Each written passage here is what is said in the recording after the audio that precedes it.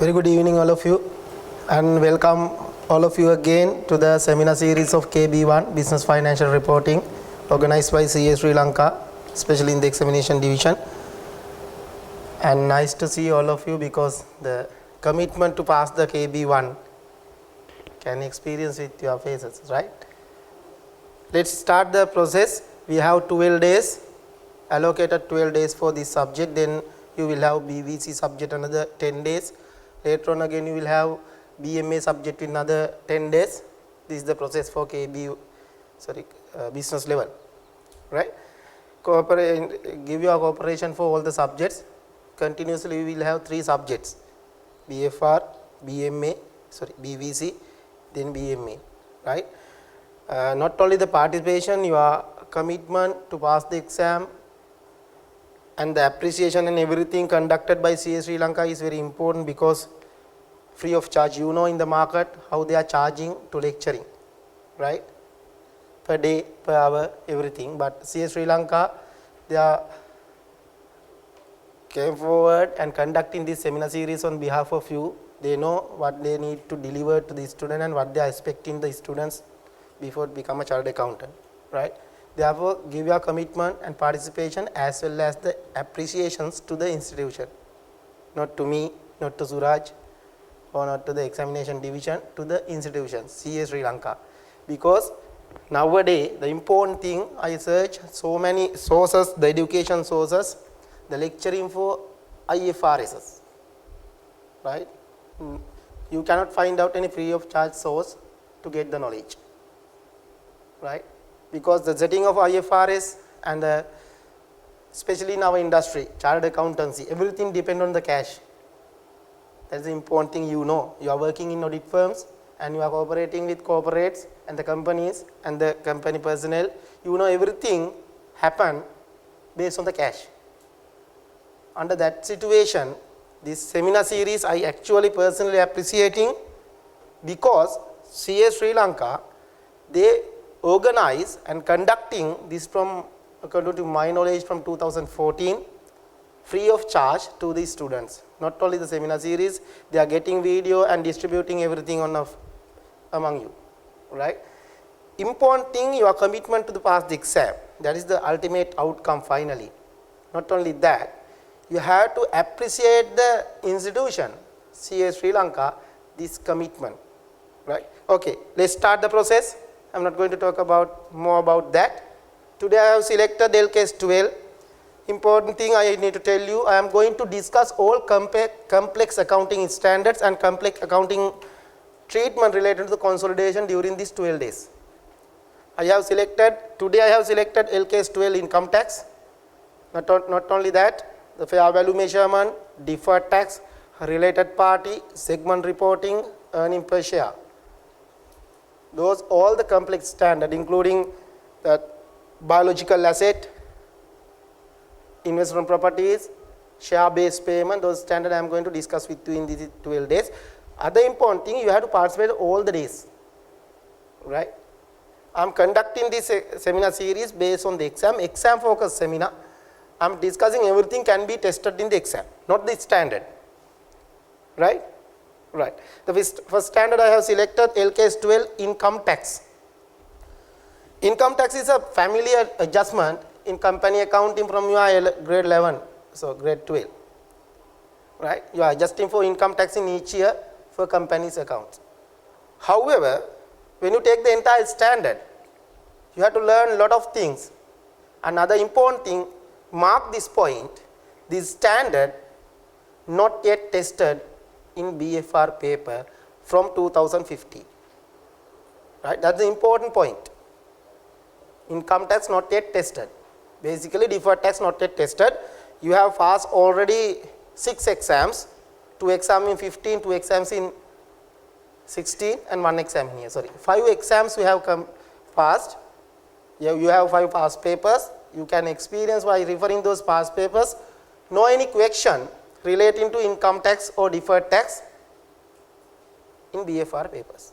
Therefore, there is a higher probability, there is a room to test this standard in this time. That's why I selected this standard in the very first day to discuss with you. Right. income tax standard basically talk about two things. When you take the profit and loss, statement of profit and loss, you will identify income tax expense after the finance cost, right? That income tax expense include 2 points, 2 items, right? The first point is current tax. The second point is deferred tax.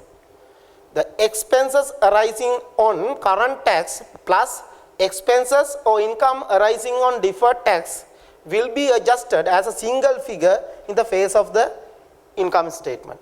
Is it clear? Therefore, income tax expense in the face of profit and loss as a separate line item will include 2 items.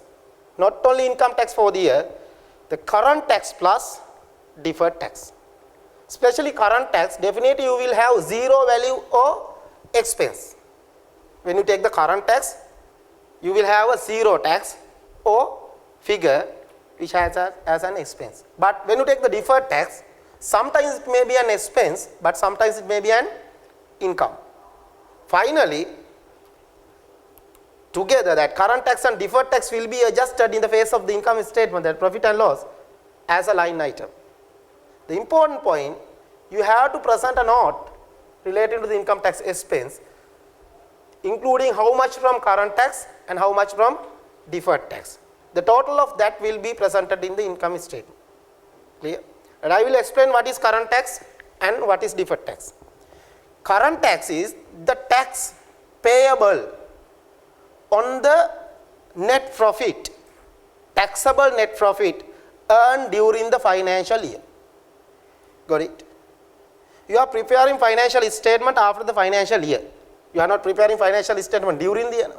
You are keeping books and recording all the transaction, and you will prepare financial statement after the year end. Then current tax will represent the tax liability relating to the financial year you completed. Any income you generated during the year liable for taxes under different sections in the Income Tax Act. According to that act, you will calculate your tax expenses relating to the financial year you completed. That expense is the current tax expense. Is it clear? Here I have explained. Current tax is the amount of income taxes payable or recoverable in respect of the taxable profit for a period. When you are preparing financial statements for 31st March 2017, current tax is the tax expense on the income generated over 2016-17 year. Clear? That is, current tax always talk about the present and past. When you are preparing exactly at 31st March, the current tax will represent the past year and the present day. Is it clear? Basically, tax expense on the taxable profit for the year. Deferred tax is totally different, right? Deferred tax is the tax expense or tax deductible arising on future day. Therefore, tax expense will include the current tax, the income generated over the financial year, tax on that income, plus income will be generated in future years and tax on that income. The combination of these two is the income tax expense. Is it clear? Current tax will represent the tax expense on the current year net income. Deferred tax will represent the tax expense or tax deductible amount on the profit will be generated in coming years. Therefore, current tax talk about current situation and past year, not years, past year. Deferred tax will be talk about the income and tax on that income in future years. Therefore, combination of current situation and future situation is the income tax expense. Clear? Right. Here, deferred tax liabilities are the amount of income tax payable in future periods. Therefore, income tax expense is a combination of current and future tax expenses. Is it clear? Right. Then, translations and other events recognized in the profit or loss, and transactions and other events recognized in the other comprehensive income. This is very important point. Now, you will recognize your tax expense over the face of the profit and loss. Clear? However, according to LKS 1, you will prepare a statement called, what is? Statement of profit and loss and other comprehensive income. For the easy use, you will tell that is comprehensive income statement. That's an alternative name, don't use that. It is an alternative name. The real name is stated in the standard is statement of profit and loss and other comprehensive income. The meaning of that, some item of income and expenses will be recognized in profit and loss, and some other expenses and income will be recognized in other comprehensive income. What is the difference of that? This is very important to learn deferred tax. Profit and loss will be recognized all income already realized and expenses incurred on that income. Clear? Profit and loss will be recognized income already realized. That is the realization concept. Any income coming over the realization concept, by complying with realization concept, will be recognized in profit and loss. Then any associated expenses also in the profit and loss according to the matching concept. But some circumstances you will have some expenses, some income not already realized. It will be realized in a future day. Still it is not realized. Those are unrealized income. Then according to the realization concept, you cannot recognize those unrealized income in the profit and loss. Therefore, you need a separate segment to recognize unrealized income, because you need to communicate those informations to the users. That's why you add additional part to the income statement, other comprehensive income. Then other comprehensive income will show you what are the unrealized income and will be realized in a future day. Those unrealized income up to the reporting date will be recorded in other comprehensive income. Realized income will be recorded in profit and loss. For example, when you take the other comprehensive income, you will have only five points. What are the 5 points in the other comprehensive income?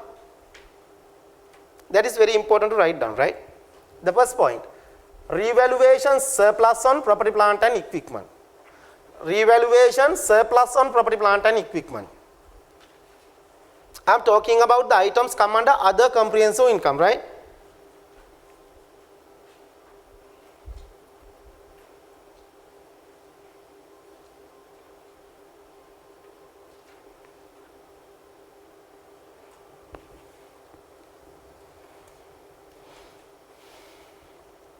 Number 1, other comprehensive income. Number 1, revaluation surplus. Now you can see in the PPE, when you revalue the PPE, that revaluation is just an accounting entry. You will increase the value of the asset. It will be realized once you dispose the asset. Am I correct? The revaluation surplus will be realized once you dispose the asset. That's why LK 16 asked you to transfer that revaluation surplus into the retained earning when you dispose the asset. That's the requirement in LK 16. Until it will realize, you have to record down other comprehensive income, the income earned during the year. Number 1. Number 2, fair value gain or loss on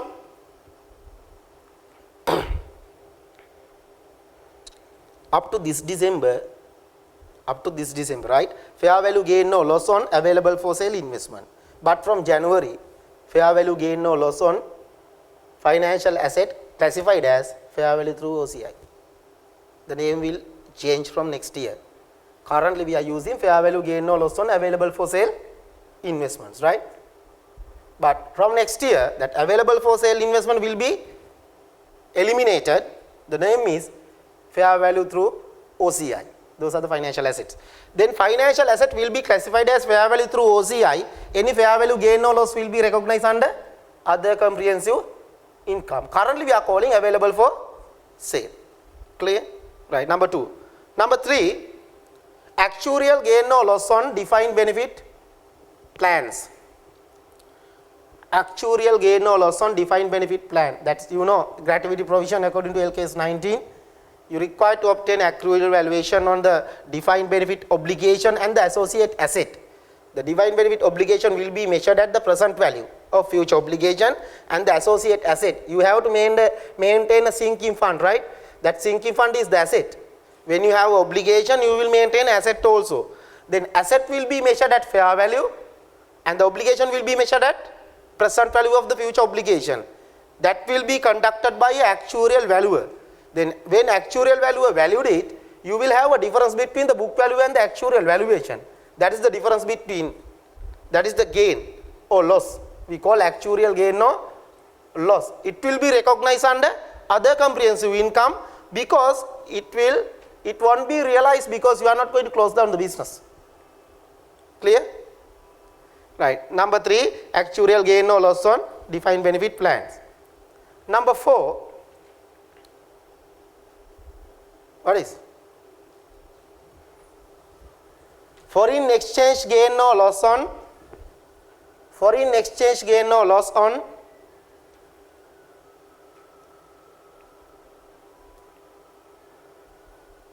what?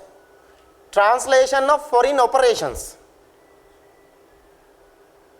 If you converted entire balance sheet into reporting currency from another currency, say you will have a subsidiary in USA, the financial statement will be prepared by dollars, but when you are going to console with Sri Lankan parent company, it's a dream, but assume parent in India, it will be prepared in rupee, but to consolidation purpose you have to convert that subsidiary's balance sheet into rupee. When you are converting the balance sheet, you will have a gain there. That gain called exchange gain or loss on translation of foreign operations, right? Until you dispose your subsidiary, that gain never realized. Got it? To realize that gain, you have to dispose the subsidiary. Normally, business will run with the going concern concept. Therefore, you are not going to realize it. Therefore, that gain or loss will be identified under other comprehensive income, right? Number 5, revaluation gain or loss on cash flow hedge. Revaluation gain or loss on cash flow hedge.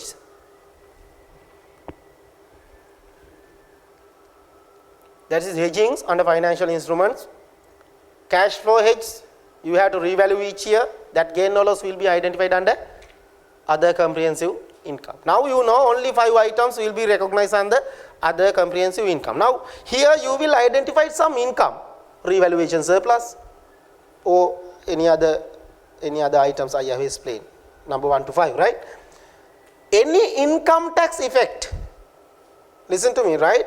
Any income tax effect over these 5 items cannot be recorded in the profit and loss. Why? If you record any income tax effect on this other comprehensive item in the profit and loss, it will violate the matching concept. That income tax is an expense, right? Income tax is an expense. Expense will be recorded in the real place, right? With that relating income recognized, right? Otherwise, you cannot record the expense any place. For example, the capitalization of borrowing cost. What is the reasons to capitalize for qualifying assets? Qualifying assets means still it is constructing. It is not in use. It is not generating income to the business. Therefore, any associated expenses to that that asset cannot be recorded in the profit and loss because there is no corresponding income to match. Clear? That is matching concept. Therefore, you have to recognize any income and associate expense only in the P&L. Without any associate income, you cannot record any expense in the P&L. It is unreasonable because when you are recording expenses without an income, what happens? That expense will dilute the value of other income sources. That's why we are capitalizing borrowing cost on qualifying assets without charging to profit and loss. Is it clear? Now think about this. You will recognize other comprehensive income items in the other comprehensive income part of the income statement. But associate income tax, can you record under profit and loss? Can't. Therefore, that tax effect should be recorded under other comprehensive income. Therefore, rule is any income you have recognized in profit and loss, income tax also is there. Any income you have recognized in other comprehensive income, income tax should be under other comprehensive income. Clear? Therefore, the deferred tax effect on revaluation surplus should be recorded under other comprehensive income, not the profit and loss. Here I have explained. Transactions and events recognized in profit and loss, any related tax effect are also recognized in profit and loss. Clear? Transaction in events recognized in other comprehensive income, that is outside the profit and loss. Outside the profit and loss means you will recognize in other comprehensive income. But keep your mind, there are some items, some income sources, without recognizing in profit and loss, without recognizing in other comprehensive income, directly you record in the equity. There are some examples, right? For example, like this, assume you have revalued an intangible asset. Assume you have an intangible asset. Can't you revalue it? If you want, you can revalue. Then what happened? Is there any room for other comprehensive income to record revaluation surplus of intangible assets? No, you have only 5 items. Clear? As you recorded now, you have only 5 items. What are the 5 items? Revaluation surplus on PP and other 4. Is there any room for revaluation surplus for intangible assets? No. Then where you have to record it? P&L? No. Unrealized gain. You cannot record in the P&L. But there is no room for OCI also. Then what is the solution? Directly recording in the equity under revaluation reserve. Therefore, the related tax expense should be recognized in the real place. If income recorded under profit or loss, expenses also there. If income under OCI, expenses will be there. If income directly in the equity, expenses also there. Clear? That is matching concept. This is very important, right? Then the scope of the standard LKS 12, where you can apply and where you can't apply the standard. Okay. I am not going to read these things. Does not deal with the method of accounting for government grants or investment tax credits. The standard does not deal with that government grant method of accounting, right? However, the standard does deal with the accounting for temporary differences that may arise from such grants or investment tax credit. We will explain later about this case, right? This is the scope, don't worry about that. Now, current tax. Why I am taking current tax? I told you in the beginning, income tax expense will include only 2 items, current tax and deferred tax. What is current tax? The income tax on current year taxable profit. Deferred tax means what? Income tax on future years taxable profit. Clear? That means there is a combination of current and future. Now I am directly moving into the current tax. Very simple, you know, you have to take accounting profit, then you have to convert it into taxable profit. You have disallowable expenses and allowable expenses. Then you will have the business profit and other income. You will add everything and you are getting statutory income and apply the tax rate. That is the way of computing income tax expense on current profit. Clear? Here I have explained the amount of tax payable or receivable in respect of the taxable profit or loss for the reporting period. For the reporting period. Right?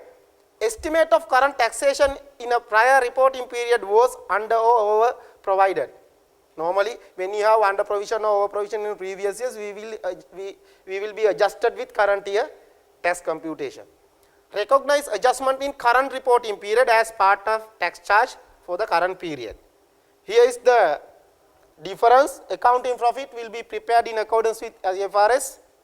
Taxable profit will be prepared in accordance with income tax rules and regulations.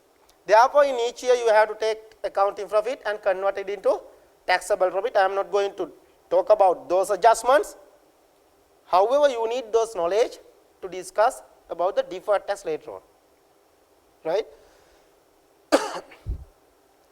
Accounting profit is the profit or loss for a period before deducting tax expense determined in accordance with SLFRS and LKS.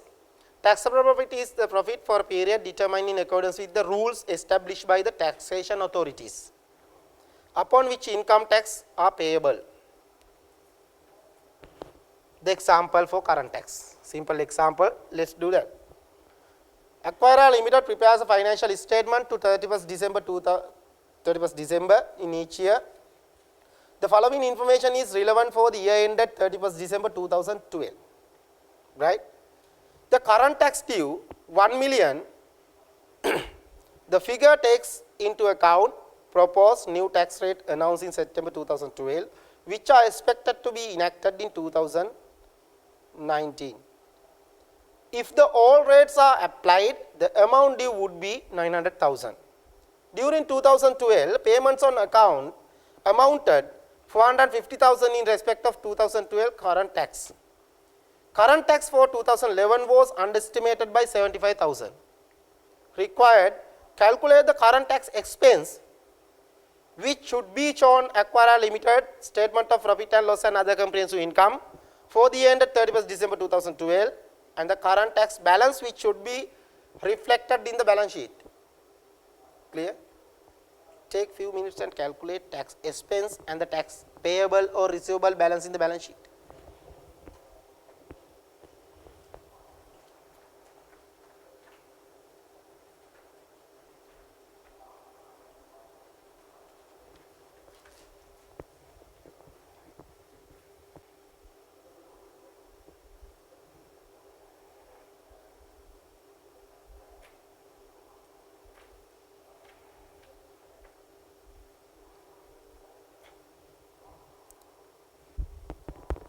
The solution is here. As the new tax rate can be treated as substantially enacted, because they have calculated current tax based on two rates, the new rates and old rates. Assuming the new rates will be applied, the current year tax expense will be 1 million. In addition, the 2011 underestimated must be also be taken into account, resulting in 75,000, because you can see in the question, current tax for 2011 was underestimated by 75,000. This very simple adjustment, as you know, you need two accounts, current tax expense account, tax expense and provision account. Right? For the current year tax calculation, expense account debit 1 million, provision account credit 1 million. Right? You have last year under provision, underestimated by 75,000. Therefore, under provision need to be recognized as an expense in this year as a change in accounting estimate, because accounting estimate changes will be adjusted retrospectively or prospectively. Prospectively. You are not going to adjust for the past years. Therefore, last year underestimated amount will be accounted in this year. Tax account debit, provision account credit. Right? You have realized this 75,000 underestimated. How you are going to realize last year was underestimated?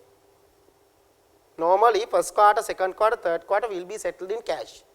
But fourth quarter of the year will be calculated at the end of the year, will be settled after the issuing of audited financial statements. Clear? However, you cannot wait until the finalization of the annual report and everything, AGM. You have to make a provision for the last quarter. You will make a provision, but after 2-3 months later, you will realize what is the actual amount for the last quarter. Then you will pay that actual amount in cash. Right? When you are paying actual amount in cash, in this case, you have realized the provision was underestimated by 75,000.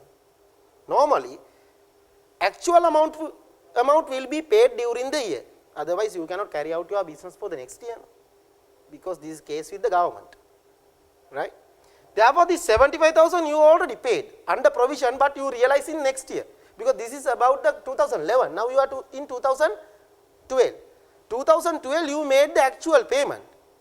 When you made the actual payment, you realized the last year provision underestimated by 75,000. Right? You already paid it. Therefore, this 75,000 already paid in cash.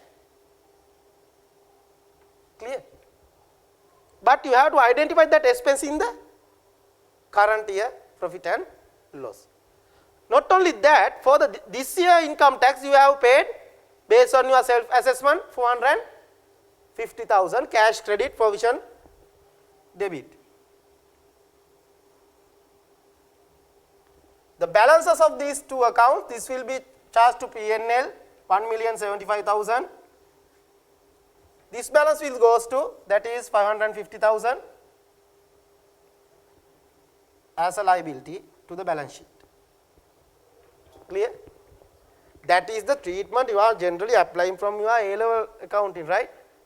That is the current tax treatment. Is it clear? Right. I know you have better knowledge relating to the current tax. The issue is deferred tax, right? Therefore, I am not wasting time. I will move into the deferred tax case, right? Let's see deferred tax. You know what is deferred tax? Simple word is what? Tax expense on future income. Current tax is tax expense on current year income. The word will be taxable profit, right? Generally, tax on current income, current tax, tax on future income, deferred tax. Clear? Right. Deferred tax, it is likely that the taxable profit will be different from the reported accounting profit because of permanent differences and temporary differences. Right? This word is very important, permanent differences and temporary differences. I will explain what. When you are preparing your financial statement, I would like to go to this slide. When you are preparing financial statements and when you are arriving your accounting profit, you will apply generally accepted accounting principles, IFRS and IAS, right? However, you cannot pay tax, income tax on the accounting profit because taxation authority will have separate set of rules to calculate to arrive net profit. Clear? Since IFRS or IAS or generally accepted accounting principles having one rule, another rule in taxation authority, you will have differences in assets and liabilities. Clear? Simple example, you will depreciate your motor vehicle at 10% per annum. Therefore, 100,000 vehicle after first year will be 90,000. Am I correct? You will depreciate your motor vehicle, 100,000 motor vehicle at 10%. Therefore, 1 year later, your carrying value will be 90,000. Clear? But Inland Revenue Department, taxation authority will ask you to charge 20%. Am I correct? 20 or 25? 20%. I am not familiar with tax rate. Please correct me if I make a wrong statement, right? I think it is at 20%, right? They will ask you to charge 20%. Therefore, when you are computing taxable profit, you will add back the depreciation you charge at 10% and you will deduct as an expense at 20%. Therefore, you will add back 10%, then profit will be increased by 10%, that 10% amount, but you will charge as allowable expenses 20%. If asset worth 100,000, you will add back 10,000, but you will be deducted 20,000. Finally, profit, taxable profit will be diluted by 10,000, additional charge of 10,000. Clear? However, this game you can play only for 5 years. Why? 20% will be allowed only for 5 years. However, depreciation game will be played for 10 years. Then what happened from the 6th year onward? You will be add back only, no deductions. Got it what I am telling? You will be added back 10,000, 10,000, 10,000 from 6th year to 10th year, but no allowable depreciation from the 6th year onward, because you already claimed 20,000, 20,000, 20,000, 20,000 and 20,000 from 1st to 5th. Right? Now what happened? Say you are standing on first year end. You are standing on first year end. When you are standing on first year end, you will see the future. Yes, I can deduct another 20,000, for 20,000 in next coming 4 years, because I am standing on first year end. I already charged 20,000 capital allowance. Further, I can charge for 20,000 in next 4 years. Right?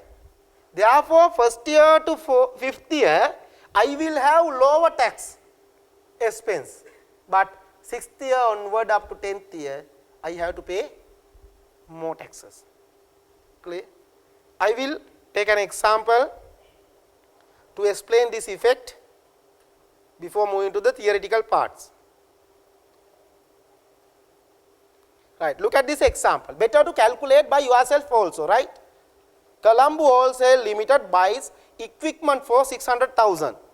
That asset worth 600,000 and depreciate it on straight line basis over its expected useful lifetime of 5 years.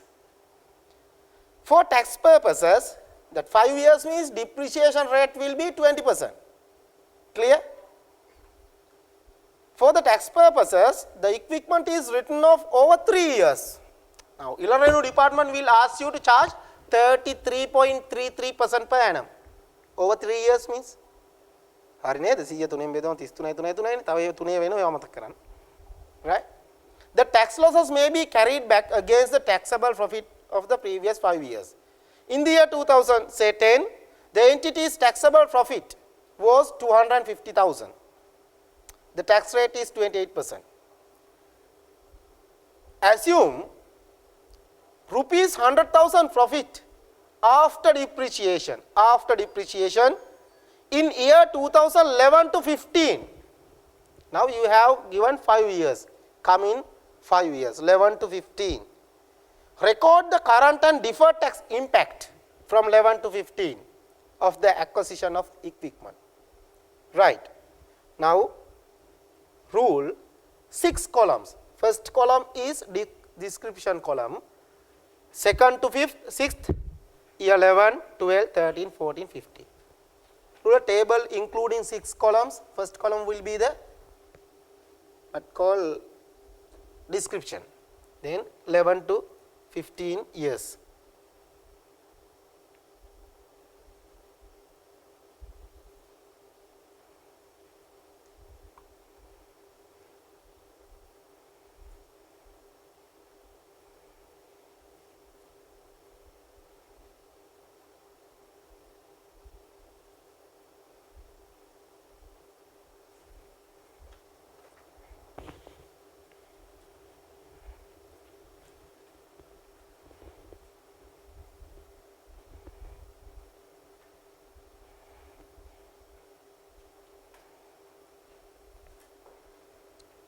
Right, like this.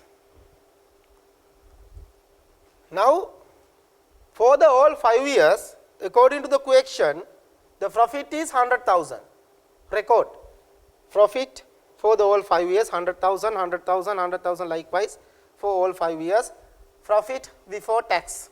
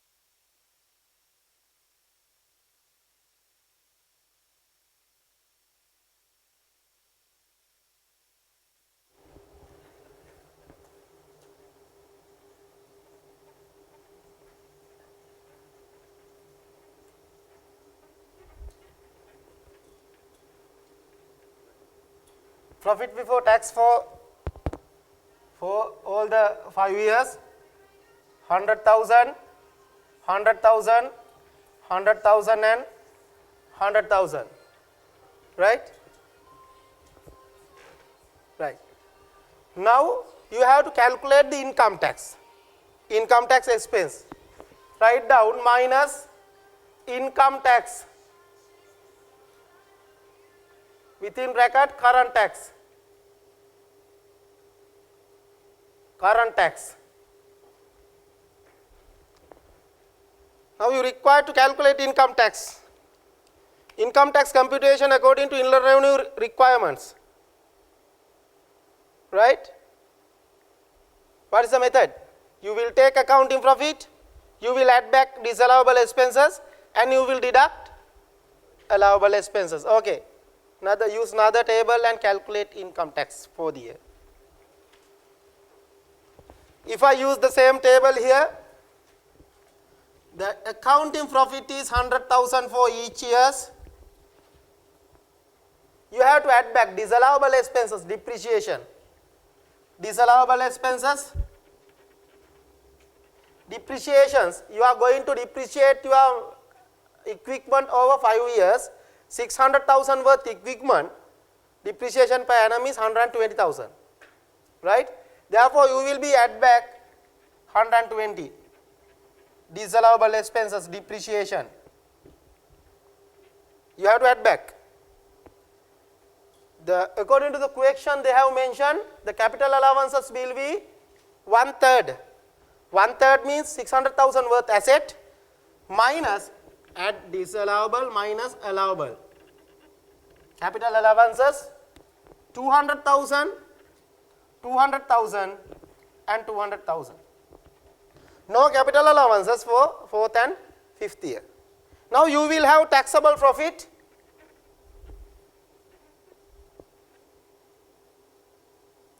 $20, $20, $20, $220, $220. The tax rate will be 28% per annum. If you apply the tax rate, I think I have the answer.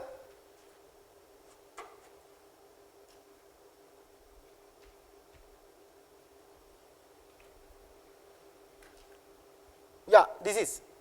You can see taxable profit 20,000, 20,000, 20,000, 220,000 and 220,000. Tax rate will be 28%. Therefore, 5,600 is the tax for the first year. You can apply your own calculation, right? Here taxable income they have taken after adding back depreciation. That's why they have mentioned 220,000 for all the 5 years, right? That including that 120,000 disallowable expense. Now final tax has been calculated 5,600, 5,600, 5,600 for the first 3 years. But unfortunately 4th and 5th year they have higher income since they don't have allowable expenses. Therefore, tax will be 61,600 and 61,600. Am I correct? Right. Now you have to record this tax expense here in the profit and loss you are preparing.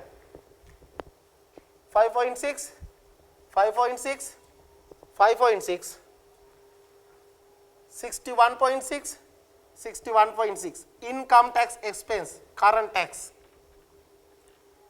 Now you can calculate profit after tax. Profit after tax. It would be 94.4, 94.4, 94.4. Here how much? 61 means 39, 38.4, 38.4. That is the profit after tax.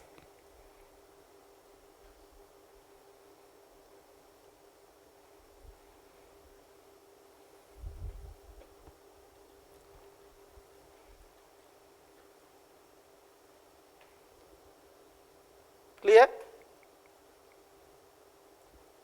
Now look at the scenario, look at the consequences of tax rule. Even you earn same profit before tax, you will be ended with different net profits for the 5 years. Now it is, is it a reasonable thing or unreasonable? It's an unreasonable thing. You have earned same profit in each year.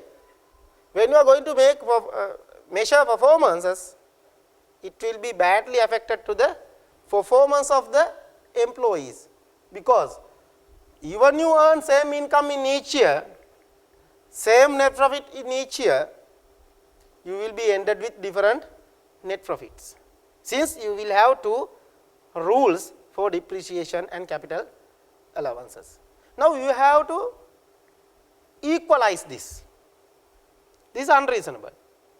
You have to take it into the reasonable level. What happened? Since they have only capital allowances for 3 months, you paid low taxes. But from 4th year onwards, you don't have capital allowances, therefore you have to pay more taxes. Now, when you take the beginning, at the beginning as the accountant, you know, we will have low taxes in first years, we will have more taxes in last years, since we are using two different rules. Therefore, you have to start to make a provision to face the additional taxes to be paid in last 2 years. Clear? At the beginning, you have to start this game. You are trying to make provisions from the profits. You have additional. Look at here. Since you have low taxes with the capital allowance, you have more profits. The years you don't have capital allowances, you have lower profits. Therefore, to compensate higher taxes in last 2 years, which doesn't have capital allowance, you have to make a provision from this year. You will provide from this year and put it into these 2 years and try to equalize this. For this equalization purpose, standard introduced deferred tax provision. You are earning higher profits, you will make a provision and you will distribute among the years you are not going to earn more profit, since you don't have capital allowance. That is the deferred tax. Now, how we are going to calculate the deferred tax? Generally, we know the difference between carrying amount and taxable value will give the temporary difference, and you will take the deferred tax provision on that. Here I have the calculation to take a general idea. Look at the carrying amounts. Carrying amount of the asset all over the 5 years. You will depreciate 120,000 per annum. Therefore, first year end 480,000. Second year end another 120,000 will be depreciated. 360,000. Likewise, at the end of the 5th year, you have zero value for the asset, once it depreciated over 5 years. But taxable written down value, you will charge 200,000 into the tax computation. Therefore, first year end, you will have only 400,000 value. Second year end, you have only 200,000 value. Third year end, you have zero. From 30 onwards, you have zero, because you already claimed 200,000, 200,000, 200,000 in each year. Now look at the difference between carrying amount according to SLFRS and the carrying amount according to tax rule. Clear? If I take first year end, what is the book value of the asset? 480,000. Now accountant will dream like this. The carrying value of the asset in the balance sheet 480,000. Assume there is no impairment. Or assume the impairment loss is zero. Therefore, what is 480,000? What is the word for 480,000? Carrying amount and equal to recoverable value of that asset. That means accountant will dream, owners will dream, management will dream, we will be recovered 480,000 in future. Got it? Therefore, when we recovering, we will be deducted this 480,000 as an expense against that recoverable value.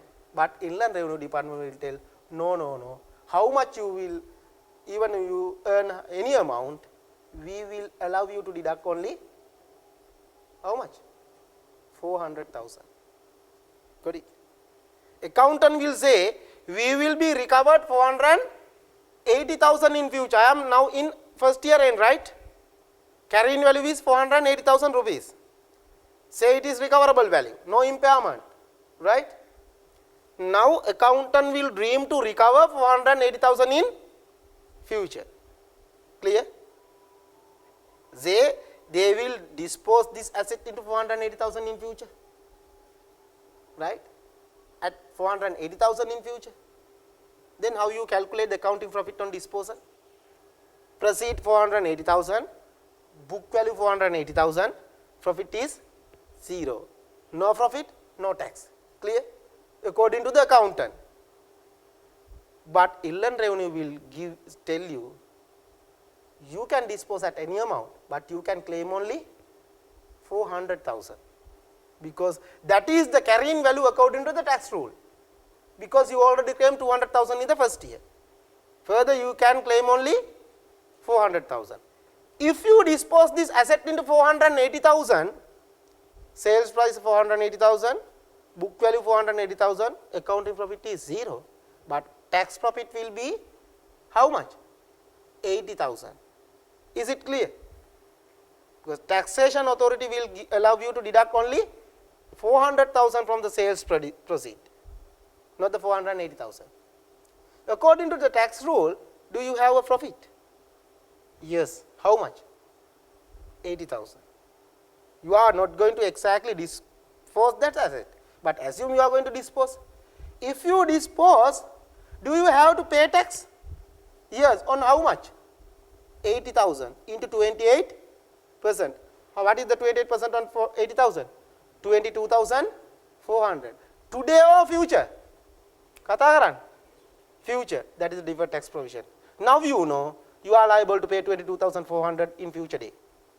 Therefore, today you have to make a provision, profit and loss debit, provision credit. Therefore, you can see here, in addition to the current tax, you have to make a provision for deferred tax 22,400. Clear? Is it clear? Right? This is the current tax expense. This is net profit before tax. You already charge current tax, and you have to make the provision for 22,400. Clear? Therefore, your profit will be here 100,000. This is, and this is deferred tax expense 22,000. What is the amount? Once you deduct these two from this, 72,000. Yes. The sum of this is 28,000. This is the total 28,000. The profit is 72,000. Clear? Now look at the second year. When you move into the second year, what is the net book value of the asset? At the second year end, you depreciated 2 times, 120,000 into 2 times, right? Then what is the net book value? 360,000. That means if you are going to dispose this asset in a future day into 360,000, accounting profit will be 0, no taxes. If you dispose into 360,000 rupees in the year, right?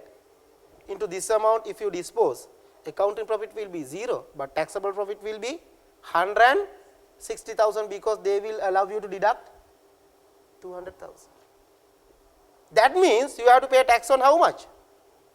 160,000. 28%. What will be the value? 44,800 you have to pay in future. Is it clear? 44,800 you are liable to pay tax in future day if you dispose or if you recover this value. However, out of this 44,800 you already provided 22,400. Therefore, you have to provide another 22,400 in this year, second year. That's why in the second year you can see the deferred tax expenses is 22,400 in addition to the 5,600 of current tax. Now, second year profit also came to 72,000. Now, turn into the third year. What is the carrying value of the asset according to the accounting? 240,000, but no tax base, no taxable value to be claimed, because final 200 also claim in the third year. Therefore, if you dispose this asset into any amount, the amount will be taxable because no deductions against the tax rules. Clear?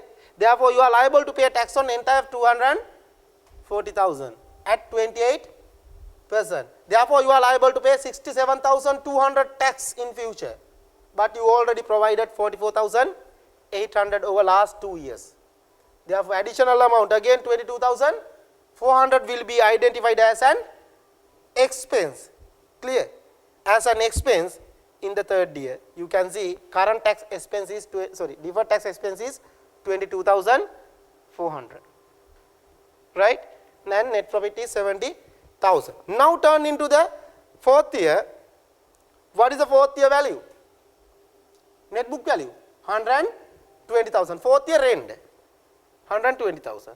No tax base, no tax deductions. If you dispose as 120,000, accounting profit will be 0, but tax profit will be 120,000, no tax deductions. Therefore, you are liable to pay tax on how much? 120,000. 28% on 120,000 is how much? 33,600. Clear? That means at the end of the fourth year, you are liable to pay in future how much? 33,600. But up to end of the third year, you provided 67,300. Now you will realize I have provided more or low? More. Therefore, you have to reverse it. Then you have to reduce your provision from 67,200 to 33,600. Then you have to take back to the profit and loss. The difference is 33,600. Therefore, you can see in the fourth year, deferred tax expense become an income. Clear? If you adjust it, your net profit becomes 72,000. Right? Then when you take the fifth year, thank you, right? In the fifth year, no carrying value, no tax value, no gain, therefore no tax, therefore no provision should be 0, but your account having 33,600, you have to take back to the profit and loss. You will take into the profit and loss. Then again you have an income from deferred tax, and finally income becomes 72,000. Now look what happened at the end of the adjustment. 100,000 profit in each year, 72,000 net profit in each year. Clear? That is the deferred tax. Now I need to explain not about this adjustment, the purpose of deferred tax. Right? I will move into the original slide.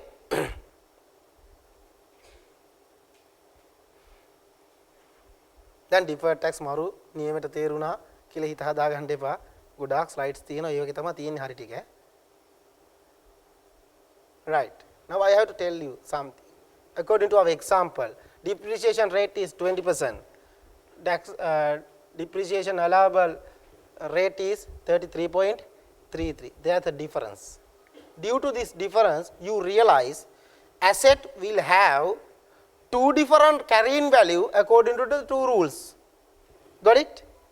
Since you have two different carrying values according to the two rules, right, you have to pay tax in future day when you are going to recover it. Clear? That difference called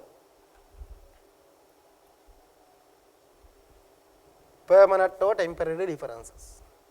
I will explain what is permanent and what is temporary. That difference called permanent or temporary differences.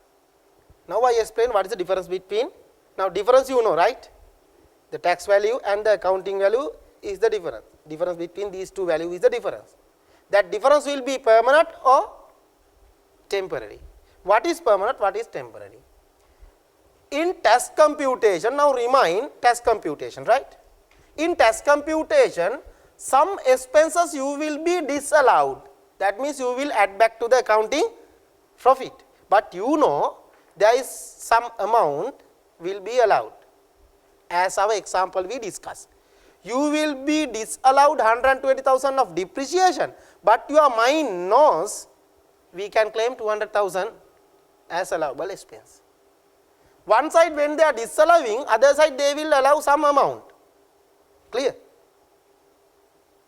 This situation is called temporary differences, because you will charge your asset over 5 years.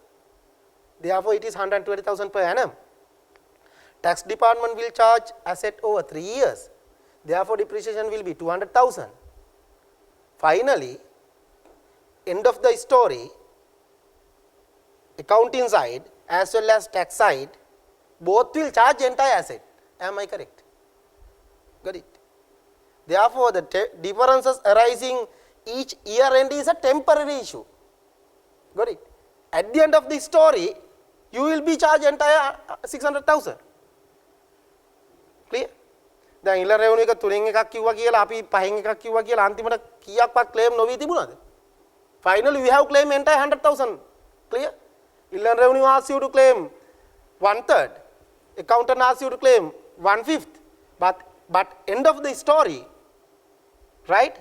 At the end of the 5th year, both have charged entire 600,000. But when you take year by year, you have differences, right? But at the end of the 5th year, no difference. Clear? That's called temporary differences. One side when they are disallowing, in other side they will allow some amount. That is temporary differences. Now look at permanent differences. Advertisement expenses, they will disallow 25% or 75%. I don't know, that's why I am asking. Tell me. ඇත්තට කියන්නේ 25% disallow. Is it correct? Sure. Let's say 25% will be disallowed. You will disallow today. Clear? Can you claim in the future? කතා කරන්න. පුළුවන් ද claim කරන්න අනාගතේ? At the end of the story, no claimable amount. You disallow only. It's a temporary difference. No, it's a permanent difference. Got it? Is it clear? Right. Now look at the explanation. Some income and expenses may not be chargeable, deductible for tax, and consequently, there will be a permanent difference. That is, one that will not reverse in the future between the accounting and taxable profit. For example, entertainment expenses. Generally, these expenses cannot be claimed as allowable deductions for taxation purposes. Therefore, once you disallow, it is disallowed. No allowable expenses in future. Clear? This type of differences we call temporary difference. According to the accounting IFRS, entertainment expenses 100,000 rupees. Clear? According to the tax rules, entertainment expenses will be 75,000 rupees. Am I correct? Because they will disallow 25%. Now there is a difference, 100,000 and 75,000. Difference is 25,000. Can you claim in the future? If you can claim in the future, it is a temporary difference. But this difference is a permanent difference. You cannot claim a clear. This is very important to understand, right? Therefore, you are not considering any permanent differences in deferred tax purpose, because no tax consequences. Once you disallow, disallowed. No future claimable rights, therefore no tax consequences. Therefore, write down, permanent differences will not be considered in deferred tax computation. Will not be considered. Permanent differences will not be considered in deferred tax purpose. Why? No tax consequences. Once you disallowed, it is disallowed. අතෑරියට පස්සේ අතෑරියම තමයි ආයෙ ගෙන්න ගන්න බෑ. Right?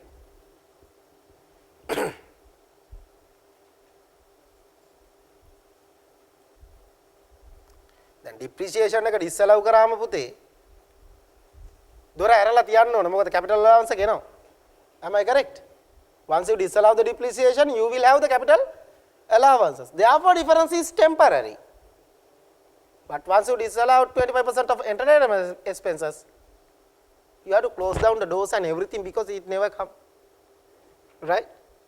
Permanent differences won't be able to consider in deferred tax computation. Clear? Now you have a conclusion. In deferred tax computation, we will consider only temporary differences. Permanent differences cause no accounting problems and can be ignored for accounting purposes. But temporary differences can distort the reported profit figure. LKS 12 assumes each asset and liability has a value for tax purposes. Tax base. What is tax base? Simple meaning, without technical words. Once you prepare the balance sheet, I am not using the statement of financial position because it is easy to use balance sheet, right? Don't worry about that. Once you prepare the balance sheet with the first name financial position, right? The balance sheet will have assets and liabilities. Am I correct? All values we call carrying value. Clear? That is carrying value. Accounting purpose, that is the value. But tax purpose, that is not the value. For the tax purpose, you will take taxable written down value. Balance sheet will have accounting written down value. Tax purpose, you will have taxable written down value. The value of an asset or a liability, considering for tax purposes, called tax base. Sometimes it will be equal to the carrying value, sometimes it may not. Clear? Now when you take our example, at the first year end, carrying value 480,000, clear? It will be reflected in the balance sheet, but impliedly taxable written down value will be 400,000, clear? If you prepare two balance sheets according to IFRS and tax rule, you will have two balance sheets with two figures. Got it? IFRS balance sheet will show you carrying value according to accounting rule. Tax balance sheet will show you taxable carrying value according to tax rule. The taxable carrying value according to the tax rule called tax base. Got it? That's the word. Right? Therefore, when someday you will be realize all asset and you will be settle your all liabilities reflected in the balance sheet. If you prepared your balance sheet today, the meaning of the balance sheet, the word of the balance sheet is statement of financial position. What is the meaning of financial position? What is the meaning of financial position? Now, පුතේ මූල තත්ත්ව ප්‍රකාශයේ මූල තත්ත්වය කියන එකේ තේරුම කියන්න මට. Balance sheet කිව්වම ඒ balance sheet කියන නම අයින් කරේ ඇයි දන්නවද? ලංකාවේ ළමයිට balance sheet ටැලි වෙන්නේ නැහනේ. ඒතර උඩින් balance sheet කියලා දාලා වැඩක් නැහැ. එහෙනම් දාන්න ඕන unbalance sheet කියලා. ඉතින් අපි යෝජනා කරා IFAC එකට අපිට හරි වෙන නමක් දෙන්න කියලා. ඉන්දියාවේ එහෙම ටැලි වෙනවා. ඉතින් අපේ ටැලි වෙන්නේ නැහනේ. අපේ අතෙන් හරි දාලා ටැලි කරගන්නේ. මොකද මේ BFR paper එකට පුතේ පොඩි balance sheet දෙකකුයි ගැළපිලි පහකුයි දුන්නම අපේ අයලා ටැලි කරන්නේ නැහැ. ටැලි කරා නම් මෙතන ඉන්නේ නැහනේ. නේ? එහෙනම් අපිට ලංකාවේ balance sheet නැහැ. balance sheet කියන එක වැරදි. මොකද penny balance sheet කියන්න බෑනේ unbalance වෙලා. Therefore, the IFAC change name as statement of financial position as a joke. But what is the real truth behind that? The financial position is a particular, you are preparing your balance sheet in a particular day, as at that date, right? How much of assets you have and how it was financed. The right side of the balance sheet, I am talking about T-shaped balance sheet. Right side, you will have the list of assets belonging to the entity. In the left side, you will have how it was financed. Finally, implied it will tell, while disposing these assets, we can settle these liabilities. That's why you have two balances figures. Clear? You can dispose the list of assets at the mentioned value and you can settle your liabilities. Clear? Therefore, balance sheet will tell you to the users the recoverable value of the assets. That's why different standard asks you to record it at the fair value. Clear? Now, LKS 36 will be applied for PPE, investment properties at cost model, right? Biological asset at cost model, other, that is intangible assets, they are always trying to identify impairment and record it at recoverable value, right? Finally, you are trying to take your balance sheet at the fair value. All figures final taken into the fair value. Stock will be recorded at lower of cost or NRV. If it is lower of lower value is NRV, that is fair value again. More close to fair value, right? Therefore, finally balance sheet will show you how much you can realize and how you are going to settle it, right? Settle your liabilities. When you are going to realize, right, you will take the book value of the balance sheet. You will convert book value into cash. That realization value liable for taxes. But when you are going to pay tax, you can deduct some allowable amount. That amount can be deducted when you are going to pay tax called tax base. Clear? If I take the previous example again, take this. If I dispose my asset at the end of first year, clear? I will be recovered according to accounting 480,000, clear? දැන් පුතේ PP වල නීතියත් ඒකනේ. ඉස්සෙල්ලා cost එක ගන්න depreciate කරන්න impairment කරලා පෙන්නන්න කියලානේ. හිතන්නකො මේ impairment කරාට පස්සේ ආගේ 480,000. What is the meaning of that? Exactly you can recover 480,000. Right? But Inland Revenue identified already asset was 400,000 worth asset. If you dispose at 480,000, you are liable to pay tax on 80,000. Clear? That is a temporary difference. 80,000. Right. Shall we move into the original slide again? LKS 12 assume each assets and liability has a value for tax purposes. It is tax base. Temporary differences are the difference between carrying amount of an asset or a liability in the entity's accounting and it is tax base. Therefore, temporary difference is the difference between carrying value and the taxable written down value. Taxable written down value called tax base. Carrying value called accounting value. The difference between carrying value and tax base called temporary differences. That temporary differences will be taxable or deductible. Taxable means you have to pay tax. Deductible means you can reduce your tax. Right? To understand deductible temporary differences, take the same example. Assume with your same asset 600,000 worth asset in this example, assume you are going to depreciate 50% per annum. You are going to depreciate this asset at 50% per annum. Then what would be the carrying value at the end of first year? 300,000. Got it? 300,000. Clear? But what is the tax base? 400,000. Now tax base is higher than your carrying value. Now you record it at 300,000. If you dispose it at 300,000, clear? From that proceed, you can deduct 400,000 as an expense before pay tax. Finally, you will have a tax loss. Got it? Tax loss will create tax deduction, not payments. Clear? Therefore, when your carrying value higher than its tax base, you have to pay tax. Clear? Like this. Look at this. Here carrying value higher than your tax base. Taxable written down value is the tax base, as I explained. Clear? This is the carrying value. Now you have to pay tax on this. Right? If it is become 300,000, if you depreciate at 50% per annum, this will be 300,000, then this difference become minus 100,000.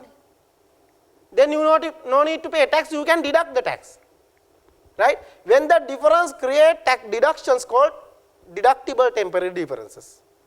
When the difference create tax payables, it's called taxable temporary differences. Now relating to an asset, taxable temporary differences will arise in which situation?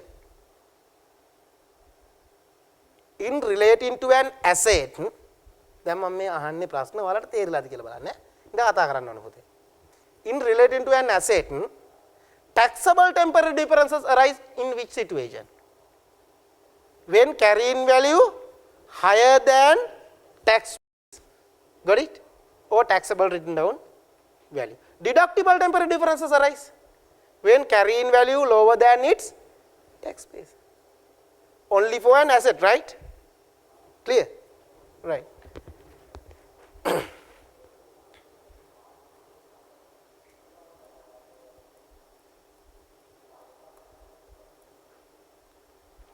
2 types of temporary differences, taxable or deductible. Taxable will create future tax expenses, deductible will create future tax income, deductions, right? Deferred tax liabilities and deferred tax assets. Now, I told you when I recording deferred tax here, Suraj, this is the question we discussed. I have calculated deferred tax as 22.6 or 400. 400, no? Deferred tax 22, 400, 22, 400, 22, 400, 36, 33, 600, gain, 33, 600, gain, right.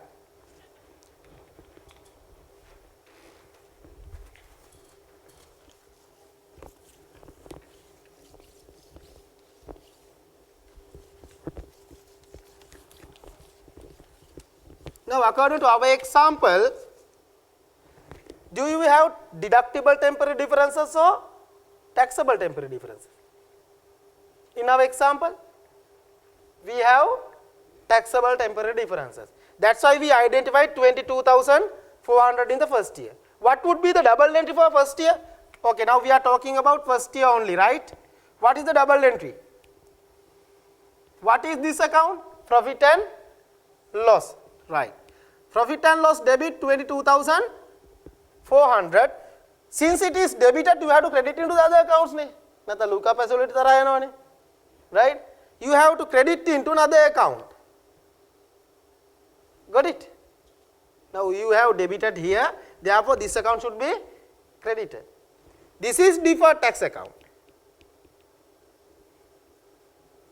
Since it is a liability credit side, this is called deferred tax liability. Therefore, you can conclude taxable temporary differences will create deferred tax liabilities. Then you can conclude again deductible temporary differences will create the entry vice versa of this entry. Therefore, you will have deferred tax asset. Clear? That is the point I am explaining here. Look at this PowerPoint presentation. Deferred tax liabilities are the amount of income taxes payable in future periods in respect of taxable temporary differences. Clear? Right. Deferred tax assets are the amounts of income taxes recoverable in future period in respect of 3 points. Number 1, deductible temporary differences. In addition to deductible temporary differences, you have another 2. That is carried forward unused business loss and carried forward unused tax credit. You know, when you have a business loss in current year tax computation, raise hands those who are working on audit firms.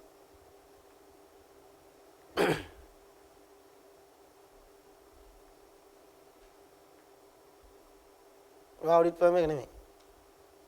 අද්දේ වෙදන් ඉන්නේ කෙනා. ආව්. Tax computations කළා තියන අතොස්ස. ඕන්න you are facing for tax and that low subject in this level. Okay. When at the tax computation, when you have a business loss, what you are going to do? Previous year business loss, you will take into current year 35% of assessable income. Am I correct? Assessable income or business loss, which will be the lower value, will be deducted against the assessable income. That means when you have a business loss, it's just like a golden coin. Because business loss will be reduced your tax liability in future. Then you will have again asset when it is reduced. Therefore, in addition to the deductible temporary differences, unused tax losses or unused tax credit such as ESC will create tax deductions. Got it? Because you can claim against the statutory income. Therefore, taxable temporary differences will create liability, deferred tax liability, but deferred tax asset, not only deductible temporary differences, unused tax losses and tax credit also cause to create tax assets. Got it? Right. Now, the understanding of temporary differences. Before move to this case, I would like to explain the entire structure of deferred tax. Right? Please move into the whiteboard.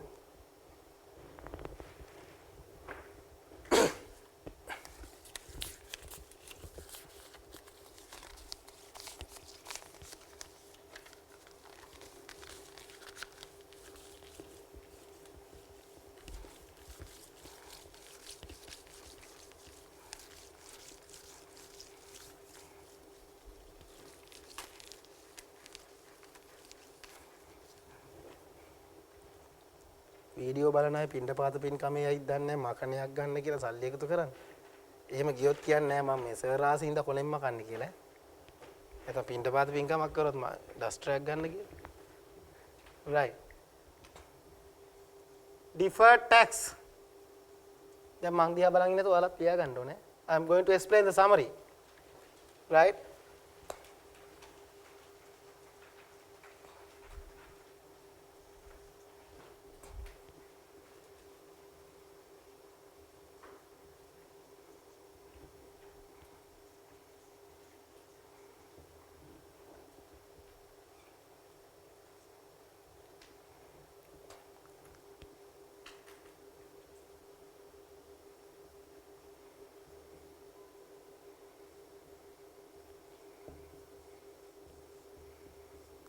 Deferred tax liability will be arise due to taxable temporary difference, right? Asset will arise due to deductible temporary difference or unused tax losses or tax credits, right? Or unused tax losses or credits. I am not going to talk about this. This is very easy. Straightforward, you can use unused tax losses and credits to reduce your statutory income. I am going to talk about temporary differences.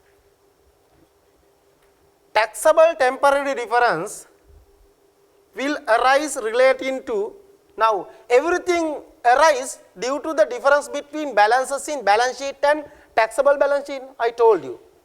මේ විදිහට උගන්වන්නේ නැහැ කොහෙවත් ඔයාලට තේරුම් ගන්න කියන්නේ. accounting නීතියට අනුව balance sheet එක හැදුවමයි බදු නීතියට අනුව balance sheet එක හැදුවමයි balances දෙකක් එනවා කියන එක තේරෙනව නේද? ඔය වෙනසනේ temporary difference එක කියන්නේ. Clear? Now that difference can be arise relating to asset as well as liability. Clear? Because in the balance sheet you have both balances. Therefore, taxable temporary differences can be arise relating to an assets or liabilities. Clear? Then deductible temporary differences also can be arise relating to assets as well as liabilities. Clear? Right. Now you can support me. You know, you have experienced taxable temporary differences relating to an asset. Taxable temporary differences relating to an asset will arise under which situation? Tell me.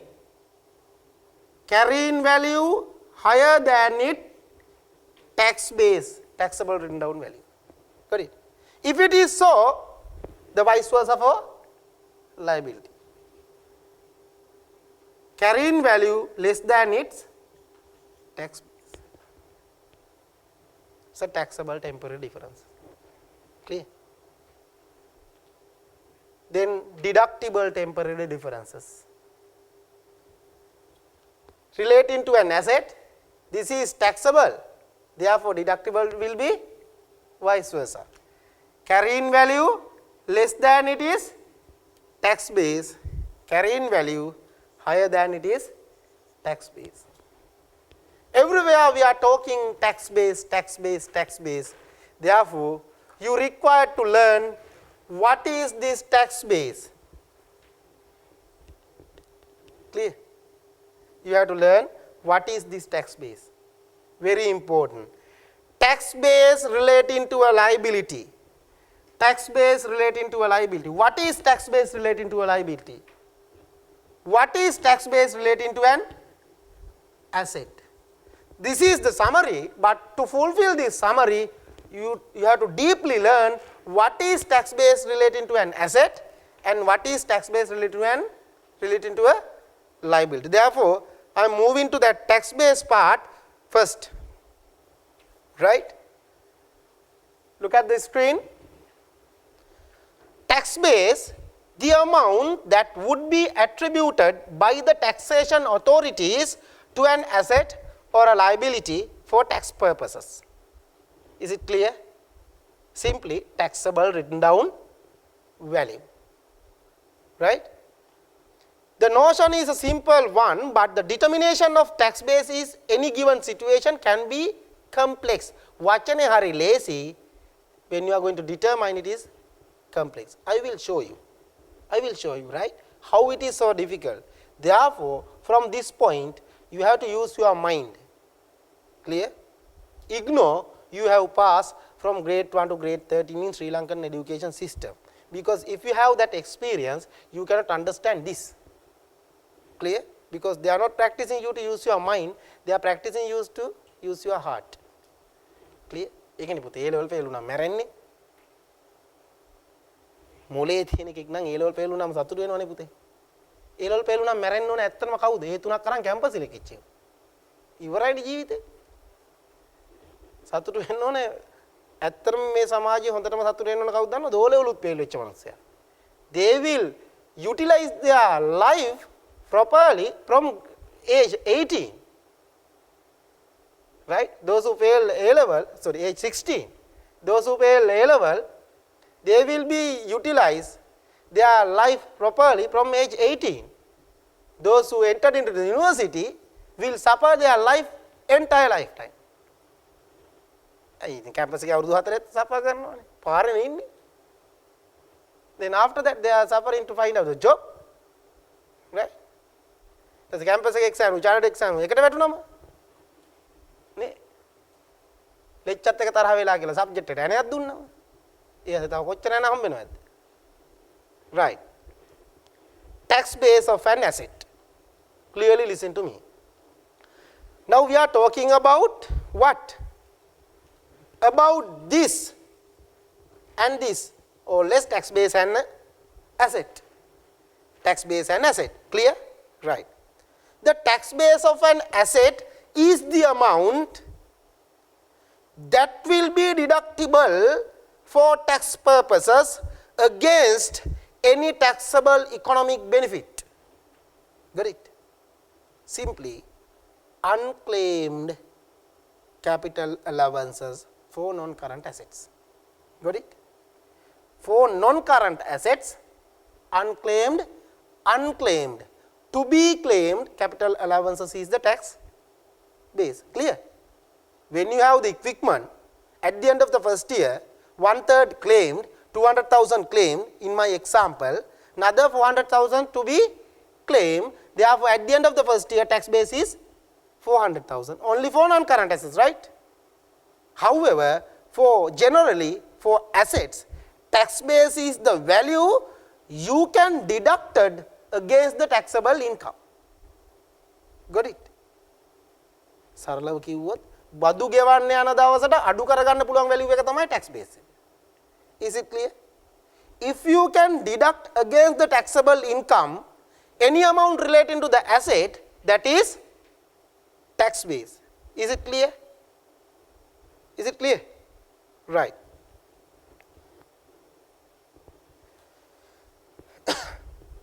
Before moving to this, look at this example.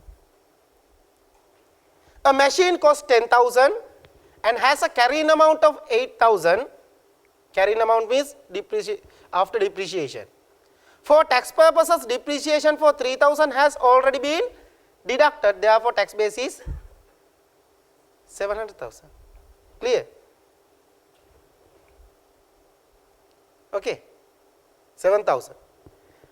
Cost is 10,000. After depreciation, carrying value is 8,000. You have claimed already capital allowances 3,000 out of 10,000. Therefore, in future day you can claim only 7,000. Therefore, tax base is 7,000. Is it clear? Very easy because it is a non-current asset. Okay. Let's see the second point. Interest receivable has a carrying amount of 1,000 under non-current asset. Clear? Normally interest receivable දාන්නේ පුතේ current asset යටටදනේ. දැන් balance sheet එක මවා ගන්න ඕනේ. You have to imagine a balance sheet. මවා ගත්තද? මේ වෙනවද balance sheet එක? නැත්නම් පාරේ හිටගෙන ඉන්න එක මතක් වෙනවද එක්ක යන්නවිලා? ඒකගේ balance sheet එක මවා ගන්න එපා. හරි. මේක භාවනාවක් deferred tax කියන්නේ right? මවා ගන්න balance sheet එකක්. ජංගම වත්කම් මවා ගන්න. ඒකේ පොලිය ලැබිය යුතු කියලා 1000ක් තියෙනවා කියලා මවා ගන්න. හරිද? හරිද? Right. Now in your mind you have a balance sheet. Under the balance sheet, within the balance sheet you have current asset. Within the current asset there is an asset, interest receivable 1,000. How it was came onto that place? How it was came into that place? Interest receivable debit, profit and loss credit. කියහන් ළඟ පුතේ. එහෙම නෙමෙයි දෝ කොතනට ආවේ? ඒතර P&L credit වෙච්ච එක තමයි balance sheet එකට ආවේ. එහෙනම් මොකද? Interest receivable debit වෙච්ච. clear නේද? accounting treatment එක ඔළුවේ තියෙන මේ සරලව කියන්නම් පුතේ සිංහලෙන් කියන්නම් ඉස්සෙල්ලා පස්සේ ඉංග්‍රීසියෙන් කියන්නම්. හරිද? deferred tax කියන්නේ මොකද්ද? accounting balance එකයි taxable balance එකයි අතර වෙනසට ගලපන ගැලපිල්ලක් නේ. ඉතින් ඕක කරන්න accounting rule එකයි tax rule එකයි දෙකම දැනගෙන ඉන්න ඕනද නැද්ද? නැත්තම් කොහොමද මන් difference එකක් තේරෙන්නේ? ඈ? තේරෙනවද difference එක නැත්තම්? පේයිද? අර 1815 අපේ උන් කරපු වෙනස වගේ වෙනවා ඊට පස්සේ. 2015 නේ මං කිව්වේ 1815. හරි. 1815 වෙනසක් කරානේ අපේ කට්ටිය. ඒ වගේ වෙනවා. වෙනසක් තේරෙන්නේ නැතුව වෙනස් කරන්න ගියාම අවුලක්. හරි. accounting rule එක හරියට දන්නේ නැත්නම් මෙහෙමනේ මම කියනවා මෙතන ඉඳන් යම් පොරක් වගේ පෝඩියම් එක ගාව ඉඳන් temporary difference එක කියන්නේ මේ දෙක අතර වෙනස මේ දෙක කියන්නේ මේක. ඉතින් සරලව කියනවා accounting carrying value එකයි taxable carrying value එක අතර වෙනස තමයි temporary difference එක. ඕක මත deferred tax effect එකක් එනවා. ඒක asset එකක් වෙන්න පුළුවන් liability එකක් වෙන්න පුළුවන් කියලා කියනවනේ. ඉතින් ඔයාලට මේක තේරෙන්න පුතේ accounting carrying value එකයි taxable carrying value එකයි. ඒකනේ tax base එක කියන්නේ. ඔය දෙකේ එන හැටි තේරෙන්නේ නැතුව වෙනසක් තේරෙයිද? ඈ? capital allowance කියන්නේ මොකද්ද? depreciation rate කියන්නේ මොකද්ද? අරක කියන්නේ මොකද්ද? මේක කියන්නේ මොකද්ද? statutory income කියන්නේ මොකද්ද කියලා තේරෙන්නේ නැතුව ඔක තේරෙයිද? තේරෙන්නේ. හැබැයි ඔයාලට තේරෙන්නේ නැහැ තමයි. හරිද? ඒකනේ මම කියන්නේ දැන් හිතා ගන්න කියලා. දැන් මම ඔයාලට කිව්වා balance sheet එකක් මවා ගන්න. balance sheet එකේ ජංගම වත්කම් ඇතුලේ තියෙන 1000ක පොලිය ලැබිය යුතුයි කියලා මවා ගන්න කියලා. එතකොට නිකන් balance sheet එකක් මවාගෙන 1000ක් මවා ගන්න. ඒකයි බෝල 3යි. එකයි බෝල 3යි නෙමෙයි මවා ගන්න කිව්වේ. ඒක එතනට ආපු double entry. Clear? Right? When you are imaging a balance sheet, you cannot imagine only a numbers. The double entry you pass. Interest receivable debit, P&L credit. Now imagine P&L credited. It included in accounting profit. It will be considered in computation of income tax in the first row accounting profit. That figure will included that 1,000. Am I correct? And also included in the balance sheet. Clear? Right. Now look at the rule. prepaid interest receivable has carrying amount of 1,000, the related interest revenue will be taxed on cash basis. What is the tax rule in the country? Interest income will be taxed on cash basis. Now, accounting profit will include that 1,000. What happened in the tax computation in current year? Tell me. What happened? What will be happened in the computation of tax? Disallow or allow? It will be taxed on cash basis. Have you received in cash? No, it is in the balance sheet receivable. Did you receive in cash? No. Tax on cash basis. Therefore, in the tax computation, what happened? From the income, that 1,000 will be eliminated or included?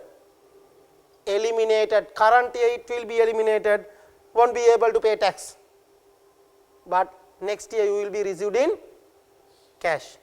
Got it?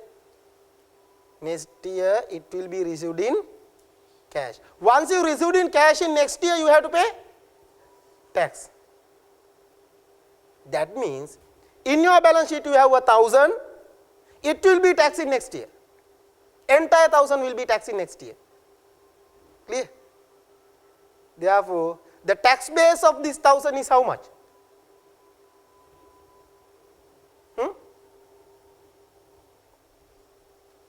Tax base of this asset is how much? Can you deduct against that 1,000 income? Now once you received this 1,000 in cash in next year, right? It will be considered in the tax computation. Against that income, can you deduct any amount from this asset? Can you deduct or can't? Can't. It will be taxed in next year. Therefore, tax base is how much? 0. Clear? That's why I told you. Now you have to use your mind. පැහැදිලි? පැහැදිලි නෑ. ඔක පැහැදිලි වෙන්නේ කොහොමද පුතේ? members ලටත් පැහැදිලි කරගන්න බැරුව. right? මෙතන ඉඳන් මාර ගේමක් ගහුවා මම members ලටත් උගන්වන්නම්. ඉස්සර සිංහලෙන් පැහැදිලි කරන්න. පුතේ පොලිය ලැබිය යුතුයි කියලා balance sheet එකේ තියෙන asset එකක් නේ. දැන් asset එකේ carrying value එක කීයද? කතා කරන කට්ටියම 1000යි. carrying value එක 1000යි. මේ අවුරුද්ද ටැක්ස් වෙන්නේ නැහැ. ලබන අවුරුද්ද සල්ලි වලින් හම්බුනාම ටැක්ස් වෙන්නේ. ඒතකොට ලබන අවුරුද්දේ ආදායම ඇතුළට මේ 1000 යනවා. ඒ 1000 ටැක්ස් කරද්දී ඇසෙට් එකේ කිසියම් වගයක් ගිහිල්ලා ඒ 1000ට විරුද්ධව අඩු කරන්න පුළුවන්ද අපිට? බෑ මුළු 1000ම ටැක්ස් වෙනවා. ඒ කියන්නේ අඩු කර ගැනීමේ හැකියාවක් නෑ රුපියලක්වත්. ඒ කියන්නේ මේ බැලන්ස් ෂීට් එකේ තියෙන 1000 ටැක්ස් බේස් එකක් තියද ඒ කියන්නේ? නෑ. ටැක්ස් බේස් එක කියන්නේ අඩු කරගත හැකි අගය. දැන් අනාගතයේ මේ 1000න් කීයක් හෝ ටැක්ස් ගෙවන්න යද්දී අඩු කරගන්න පුළුවන්ද? බෑ නේද? අඩු කරගන්න බෑ. The tax base එක කීයද? 0. I will explain in English now. You have asset in the balance sheet today 1,000, right? Interest receivable. Interest will be taxed on cash base. Therefore, current year it won't be under tax calculation. It will be taxed on next year. Next year, when you received in cash, it will be taxed. Now you are in current year. Think about the next year. 1,000 will be taxed. When you are going to compute your tax calculation, tax liability, that 1,000 received in cash will be taxed. Against this 1,000, can you claim your carrying amount of this asset in next year? Can't. Inland Revenue asks you to pay entire tax on that 1,000. Therefore, this asset is useless today due to the tax rule. Useless. Why? Entire balance will be taxed in next year, no deductions. Therefore, the balance on current balance sheet have 0 tax base. Tax base is the value can be deducted against the tax computation. Got it? දැන් නේද මේක තේරුම් ගන්න ඕනේ කියලා හිතෙන්නේ tax base කියන එක. ඉස්සර simple නීතිය. නේ? ඉතින් දැන් ඔහොම පරිස්සමෙන් ගෙදර යන්න 7:00 වෙලා. Right? We will discuss balance part tomorrow evening. Right? Thank you.